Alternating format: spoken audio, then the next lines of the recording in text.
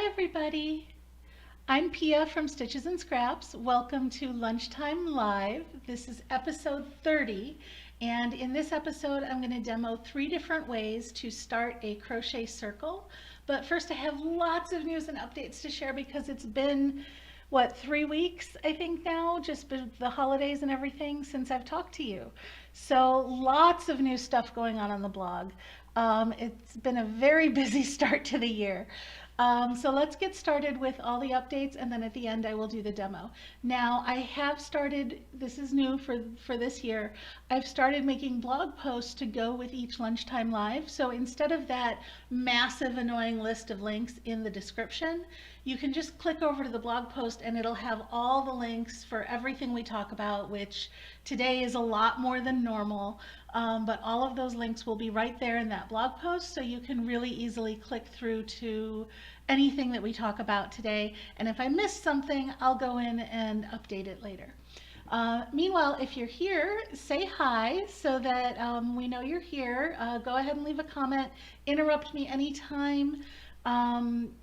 Let me know what you're thinking, ask questions, all of that. Otherwise, I'll just keep talking, and nobody wants to hear that all the time. I want to talk to you guys too. Okay, so let's start with the start. The very first post of the year was the best of 2020 over on Stitches and Scraps. It's got a bunch of other information, like on the events and stuff that we did and the events that are coming up for 2021, but it's also got the 20 best tutorials or 20 most popular tutorials and patterns for the year. So that was the first post of the year. And then after that, I just recently posted a tutorial on knitting 2 together. And then the rest of the posts have all been about the crochet along we're doing and the knit along we're doing. So let's start with the crochet along. You may see those little teddy bears behind me here. I'll grab one. I'm wearing shorts. I hope it doesn't show in the video. Oh, there we go. Yay, it looks like that didn't show. Okay, so this is the teddy bear fridge magnet, or the bear fridge magnet. This is the first pattern in our Fridgies crochet along, and this is actually related to the demo I'm going to do today, because I want to show you, let me switch back so I can show you this. I want to show you 3 different ways of starting a circle so that you don't have a big gap right here. You want a nice closed circle. So that is, and you'll be surprised, all the 3 ways I'm going to show you are essentially the same. But that's a secret. Don't tell anybody, because everybody thinks they're different.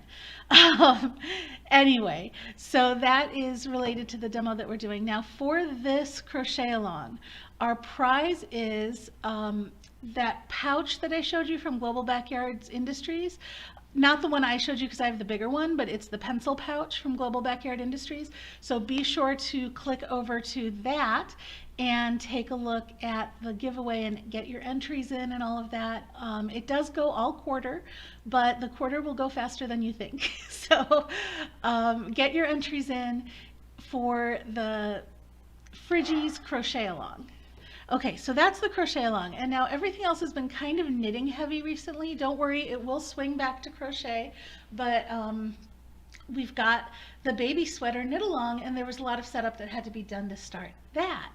So first off, and this is very exciting, I wanted to share this with you last week, it just didn't feel appropriate, but I want to show you our prize for the baby sweater knit along. And this is such an awesome prize, you guys. This came from Knit Picks, which is the same company as We Crochet. Part of the prize is this beautiful set of Knit Picks Options interchangeable needles.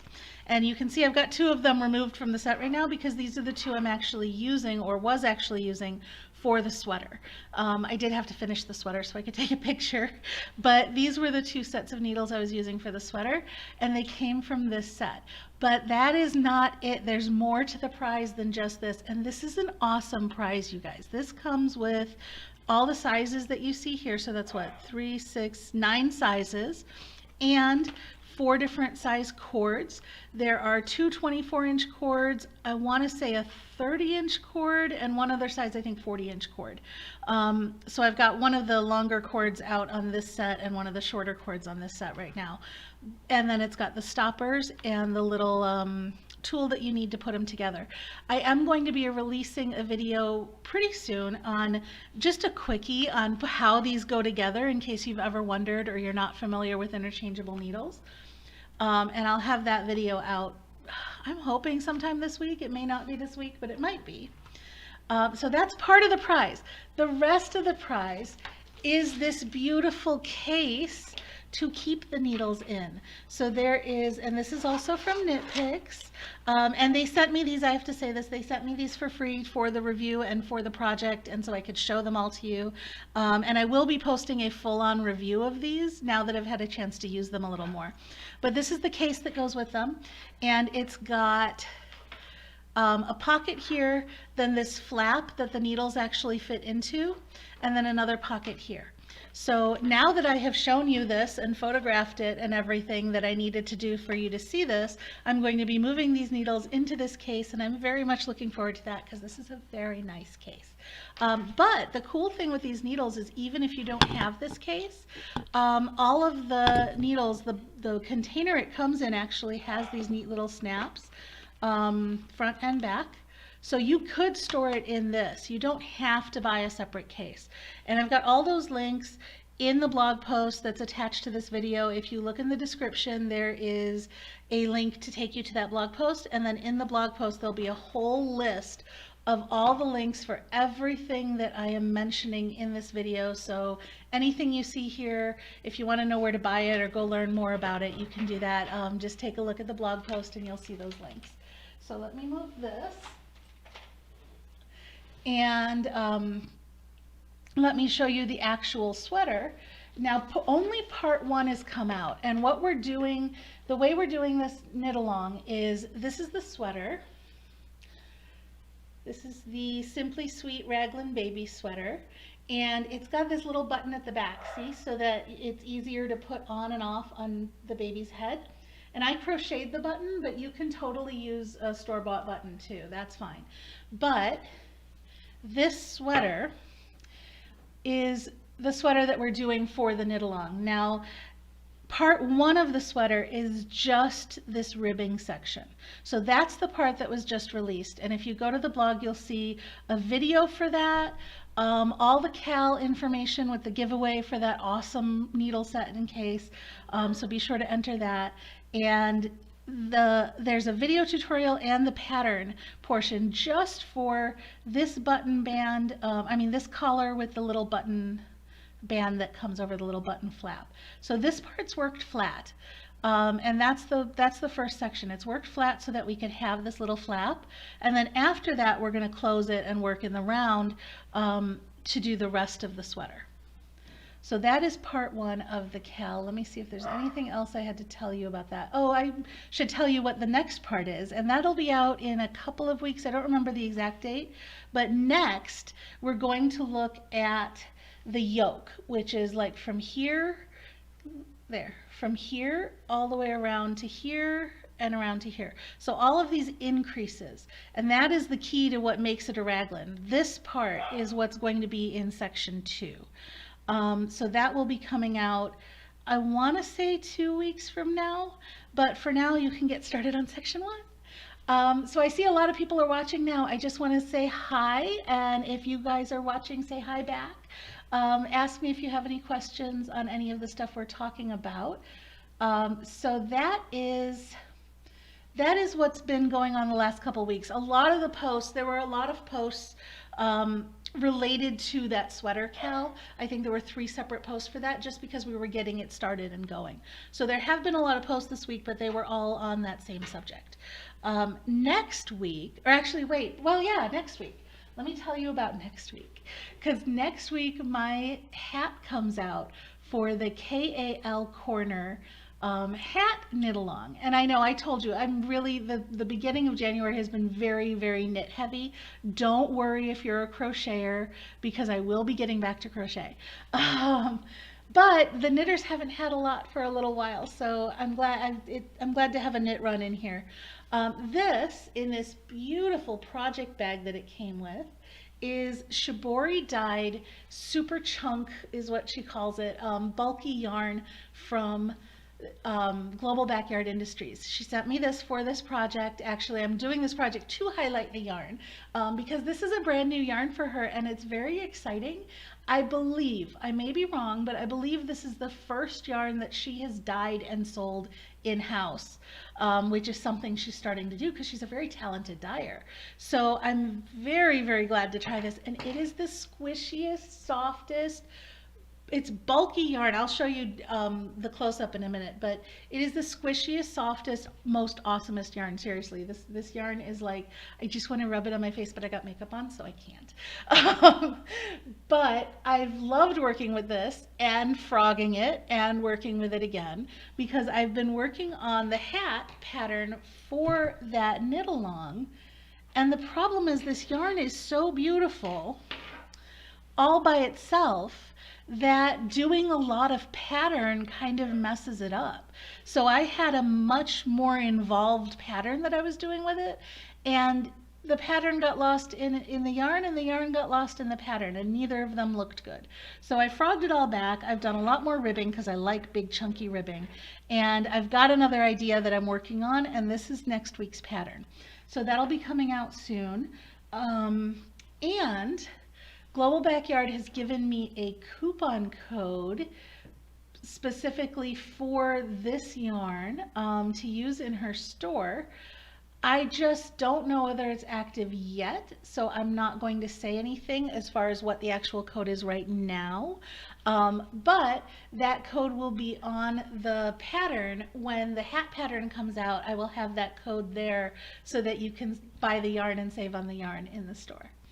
Okay, so that is the hat project for next week. And this, oh, I got the label in here. I should show you the label. This is the yarn. It is, here we go. It is indigo shibori dyed, and shibori is a method of dyeing. It's almost like a tie-dye, and I think the bag is dyed using the same method.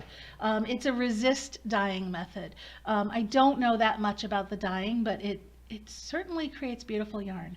And it's a bulky weight. The skein comes with 109 yards, 100 grams, and it is extra fine superwash merino, which means it's super, super soft, but you can also wash it, which is awesome because, you know, things get really dirty.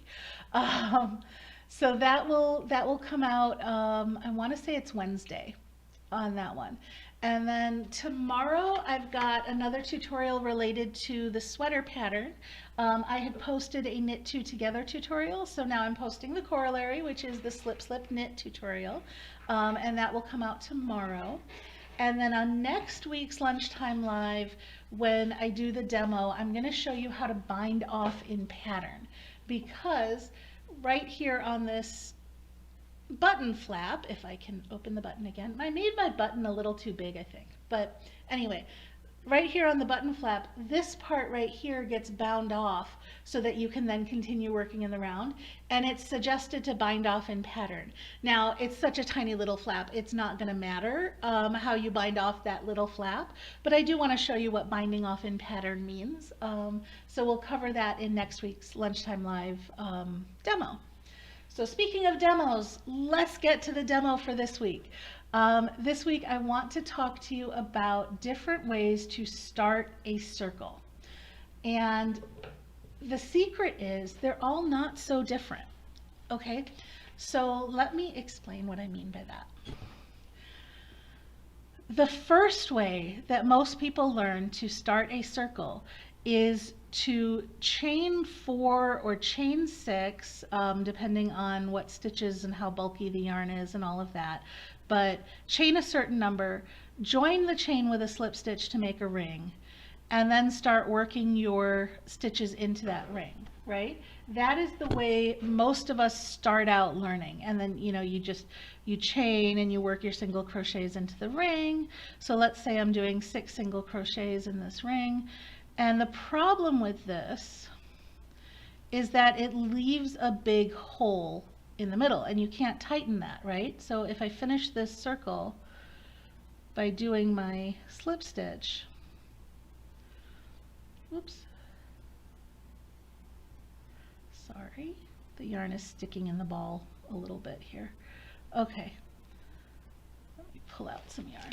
All right, so if I do my circle, there's nothing I can do here to make that hole go away until I'm all finished and I take a needle and I weave in this tail. And I'm going to show you this because I want you to see what's actually happening when I do this, because this will blow your mind a little bit. Those of you who don't like magic loops, well, guess what?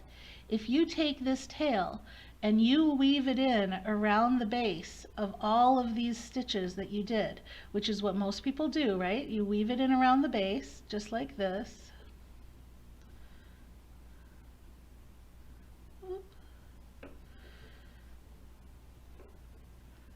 And two more. And then you pull it tightly to close that loop, right? Well, guess what you've just done? You've just sewn in a magic circle. That loop that you made with your yarn when you sewed it in, that was a magic circle. So you really did do the magic circle. The only difference is you have a series of chains that you're working over, so it gives you a slightly bulkier middle. This is actually great for things that need to be structural.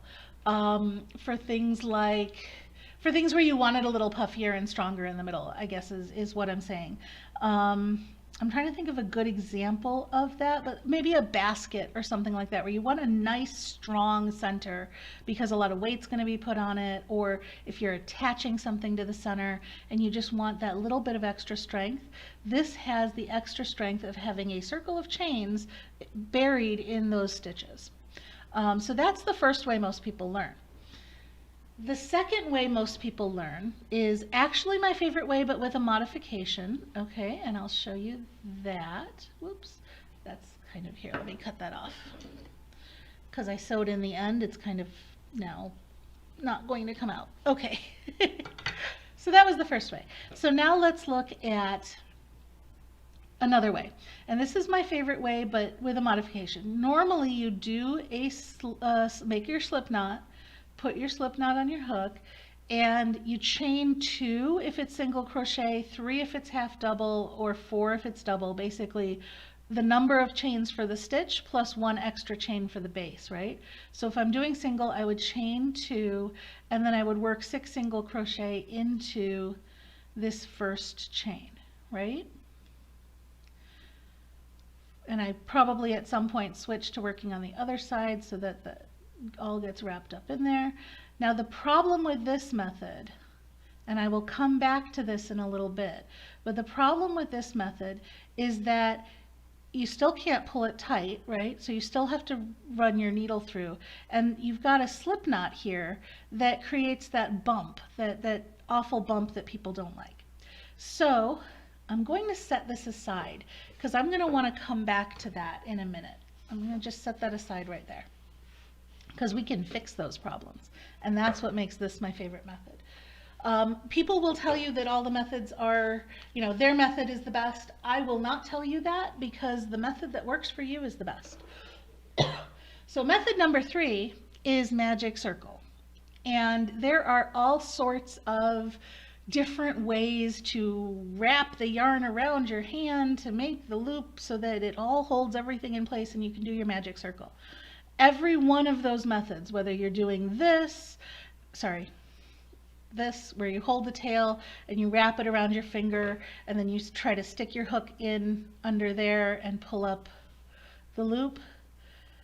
I can't even do that. God, there's so many things to hold on to. Anyway, but that method and all the other methods of holding the yarn, they're just different ways to hold the yarn. What you are doing in every case, and I'm going to show you this as I wrap this around, okay? If I wrap it around this finger or I wrap it around both fingers, right? All you're doing is you're making a loop, okay? You're making a loop, see that? And then you're pulling the working yarn through the loop, right? When you pull up a loop to start your start your magic circle, okay? Guess what that is, you guys? So if I pull up that loop and then I keep chaining and all of that stuff, right? Keep chaining. This is how you do your magic circle. Chain one and then work into the circle, right? And then the cool thing with the magic circle is that you can pull this tail and it tightens it and you get a nice tight center. But I want you to see what this really is. When I make this loop and I pull this through, that is a slip knot, you guys. That is nothing more than a slip knot. And what's a slip knot? A slip knot is a very loose chain. So a magic circle is basically a slip knot that is tightened by the tail. Now you have to be careful that you're making your slip knot so that it's tightened by the tail. If you make your slip knot, I think it would have to be this way. If you made your slip knot so that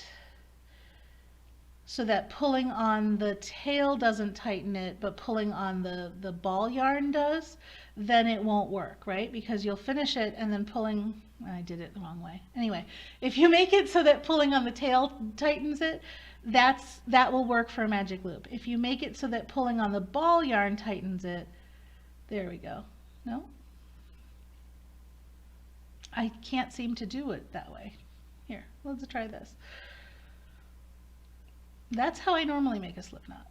Yes, okay, so that's where it is. All right, so if you make your slip knot so that the ball yarn is what tightens it, so here's my slip knot and then the ball yarn tightens it, that's a problem, okay? You want your slip knot so that the tail yarn tightens it.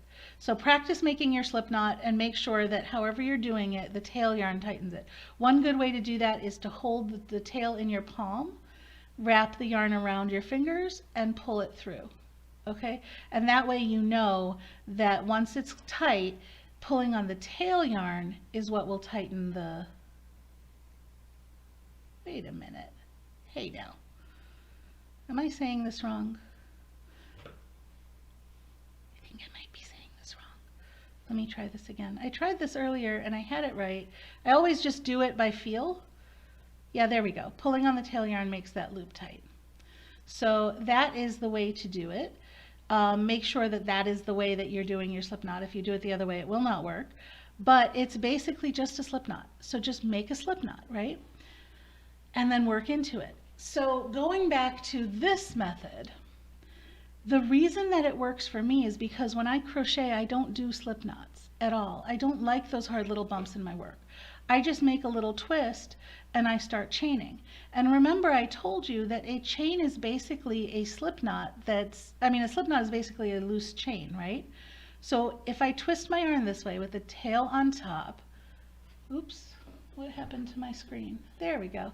If I twist the yarn this way with the tail on top, and then I pull this through, or if I chain, sorry, let's do it with the hook, twist the yarn so that the tail's on top, stick it on your hook, and then you pull the chain through, okay?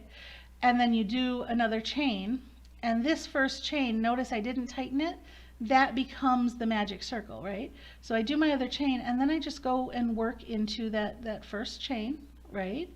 And do all of my single crochet, just like we did in this one, where we worked into that first chain.